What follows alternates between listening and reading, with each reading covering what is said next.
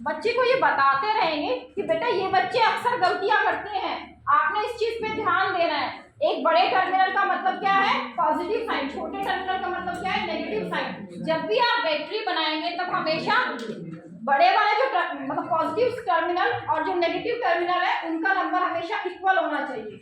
अगर दो बड़े टर्मिनल होंगे तो दो ही छोटे टर्मिनल होंगे। सेल में और बैटरी में क्या डिफरेंस है ये बच्चे को बताना। छोटी मात्रा में बड़ी मात्रा में क्या फर्क है, फिर मैडम जैसे बता रही है दर्पण में और कांच में और शीशे में क्या फर्क है। ये छोटी छोटी गलतियां बच्चे अक्सर करते हैं, हमें उन्हें एड्रेस करने की जरूरत है और उन पर फोकस करने की जरूरत है। अगली चीज है गुड क्वेश्चंस।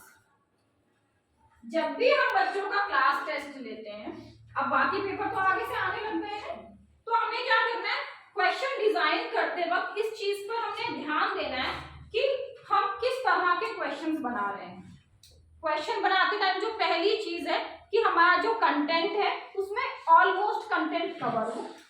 दूसरा, क्लास के प्रत्येक बच्चे के स्तर को देखते हुए हम जो है क्वेश्चंस बना सकें कि वो बच्चा जो थोड़ा पढ़ाई में कमजोर है या कम उसकी रुचि है वो भी उन क्वेश्चंस को अटेम्प्ट कर सके, जो एक मीडियोकर बच्चा है वो भी अटेम्प्ट कर सके, और साथ ही हायर ऑर्डर थिंकिंग वाला जो बच्चा क्लास में बहुत इंटेलिजेंट है उसका भी असेसमेंट किया जा सके। यानी क्वेश्चंस का जो टाइप है वो अलग अलग प्रकार का होना चाहिए। इसी प्रकार से जब हम टेस्ट लेते हैं तो उसमें मल्टीपल चॉइस क्वेश्चंस भी होने चाहिए, यानी बहुविकल्पीय, साथ ही उसमें छोटे प्रश्न भी होने चाहिए और उसमें दीर्घ उत्तरीय प्रश्न भी होने चाहिए।